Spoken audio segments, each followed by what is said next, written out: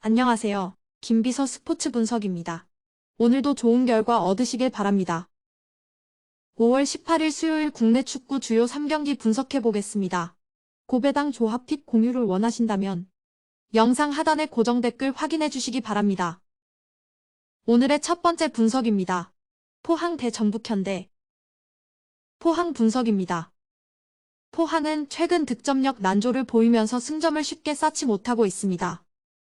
고영준이 고군분투하고 있지만 최다 득점자인 허용준의 결장이 길어지고 있는데요. 직전 경기에서도 서울의 강한 압박 때문에 전진에서 어려움이 많은 모습이었습니다. 총 슈팅이 5개에 그쳤을 만큼 공격력이 딱히 개선되지 못한 모습입니다. 김기동 감독은 신진후 부재에 대한 아쉬움도 내비쳤는데요. 중원에서 상대 압박이 강했기 때문에 좋은 패스가 중앙에서 많이 나가지 못했기 때문입니다. 신진호가 결장하면서 중원의 힘이 떨어진 것을 원인으로 지목한 것인데요. 김기동 감독 스스로 로테이션을 돌릴 수 있는 상황이 아니라고 밝힌 만큼 기존 자원들로 경기를 최대한 운영할 것으로 보입니다. 결국 중원에서의 힘과 득점력을 보장할 수 없는 상황이라고 볼 수 있습니다. 전북현대 분석입니다. 전북은 지난 5경기 동안 패하지 않으면서 점점 순위를 상승시키고 있습니다. 그러나 내용면에서는 아쉬움이 심한 것은 사실인데요. 닭공이라는 팀 컬러에 맞지 않게 최근 3경기에서 한 골씩 넣으면서 3골을 득점하는 데 그치고 있습니다. 팬들은 지난 강원전에서 김상식이라는 걸개를 달기도 했는데요. 구스타보 등 선수들의 퀄리티가 좋아 승점을 쌓고 있기는 하지만 선수 기용에는 의문이 남습니다. 문선민과 바로우를 반대발 윙어로 기용하면서 장점을 사라지게 하기도 했는데요.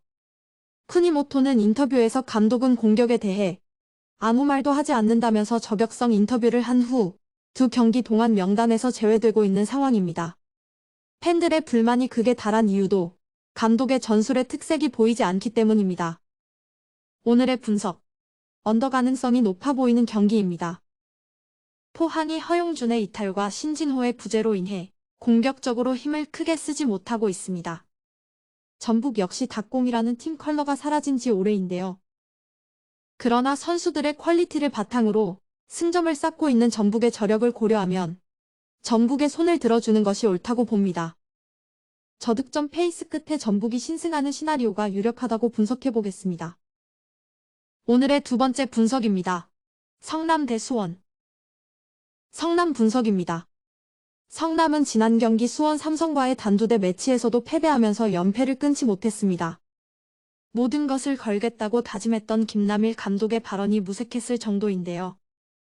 이미 사퇴 의사를 구단이 만료한 상황이라 감독 경질 타이밍도 애매한 상황입니다. 최근 수비력이 나름 버티고는 있으나 공격적인 성과가 매우 부족한 상황인데요. 올해 영입된 팔라시오스는 리그 공격 포인트가 없는 상황입니다. 김남일 감독도 문전에서 해결을 해줘야 하지만 그 부분이 미흡하다며 아쉬움을 드러냈는데요. 문전까지 공을 운반하는 능력은 뛰어나지만 당점을 찍는 것이 부족하다는 평입니다. 포항과의 경기에서부터 포백을 기용하면서 수비적 안정감은 나름 찾은 상황에서 최근 5경기에서 1득점에 그치고 있는 득점력이 살아나야 분위기 반전이 가능할 것으로 보입니다. 수원 분석입니다. 수원은 최근 분위기가 좋지 못한 모습입니다. 득점력 난조는 나름 해결한 모습이지만 수비 집중력이 경기 끝까지 이어지지 못하고 있는데요. 김도균 감독의 말처럼 실점 시간대가 후반 막바지에 집중되어 있습니다. 최근 리그 5경기에서 기록한 12실점 중 10골을 후반에 기록하고 있는 모습인데요. 도균 감독의 접근법이 전진 패스와 공격 축구를 추구하기 때문이라고 생각됩니다.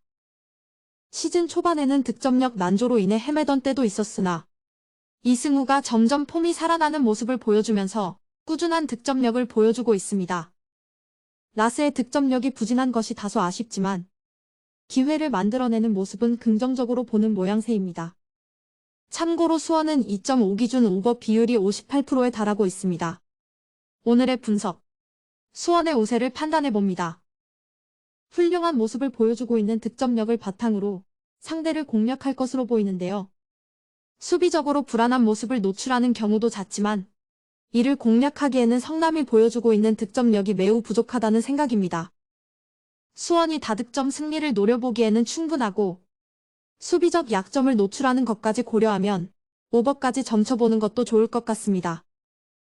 오늘의 세 번째 경기 분석. 강원 대 서울. 강원 분석입니다. 강원은 최근 아쉬운 흐름입니다. 최근 리그에서 4경기째 승리를 거두지 못하고 있는데요. 수비적인 접근으로 매 경기를 치르는 최용수 감독이지만 부진하고 있는 전방 파괴력은 고민이 될 수밖에 없습니다. 전북전 이후 인터뷰에서도 흐름을 바꿀 수 있고 결정을 해줄 수 있는 창이 부족한 것 같다며 아쉬움을 피력한 바 있는데요. 다만 라인 간격이 잘 유지되었던 것은 긍정적으로 볼 수 있는 대목입니다. 공격 상황을 만들 수 있는 상황이 부족해 전략적으로 접근한 모습이었는데요. 역습에 초점을 맞추고 주도권을 내주더라도 선수비, 후역습 성향을 활용할 수 있는 상황을 만드는 것입니다. 결국 양현준, 김대원 이외의 실전에서 상대 수비에게 부담을 줄 수 있는 선수들이 부족한 것이 발목을 잡고 있습니다. 특히 장기 부상으로 이탈한 디노의 빈자리가 매우 커 보이는 상황입니다. 서울 분석입니다. 서울은 최근 6경기 연속으로 패배가 없습니다. 안익수 감독도 세련되고 아름다운 축구를 하기 위한 마침표를 찍었다며 시즌 첫 2연승의 만족감을 드러냈는데요. 다만 득점력에서는 아직 아쉬운 부분이 있는 것이 사실입니다. 수원FC 전에서도 결정력 부족 문제로 팬들의 애를 태웠던 시간이 길었는데요. 박건하 감독 휘하에서 괴로운 시간을 보냈던 수원과 닭공으로 인해 수비적 약점이 뚜렷했던 수원FC전을 제외하면 최근 5경기에서 멀티 득점 기록은 없습니다. 다만 점유율을 많이 가져오는 스타일은 주목해볼 필요가 있을 듯합니다.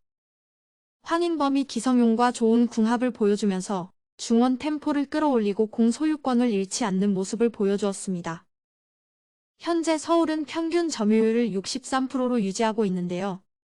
질식 수비로 유명한 안익수 감독이지만 라인을 내리는 운영보다는 상대에게 찬스를 주지 않는 방식으로 실점 상황을 미연에 방지하고 있는 모습입니다. 강원의 팀 컬러상 주도권을 잡을 가능성이 높고 수비적으로 흔들리는 경우는 적을 것이라 생각되는 경기. 오늘의 분석. 언더를 주력으로 생각해 볼 수 있습니다. 서울이 결정력 부족에 시달리는 기간이 길었고 강원 역시 전방 자원들의 이탈이 심한 상황인데요. 강원이 주도권을 내주고 극단적으로 라인을 내리는 운영을 시도할 것으로 보입니다. 원정에서 부진한 흐름에 서울이 이를 쉽게 돌파해내지는 못할 것 같은데요. 저득점 흐름 끝에 무승부를 기록하는 경기를 점쳐볼 수 있을 것 같습니다. 오늘의 국내 축구 주요 3경기 분석. 마음에 드셨나요? 영상이 마음에 드셨다면 좋아요, 댓글, 구독, 알림 설정까지 부탁드립니다. 스포츠 분석은 조합이 정말 중요하죠. 김비서 스포츠 분석과 함께하는 고배당 무료 분석 공유는 영상 하단 링크를 확인해 주시면 됩니다. 다음 경기도 좋은 내용으로 찾아뵙겠습니다. 오늘도 화이팅!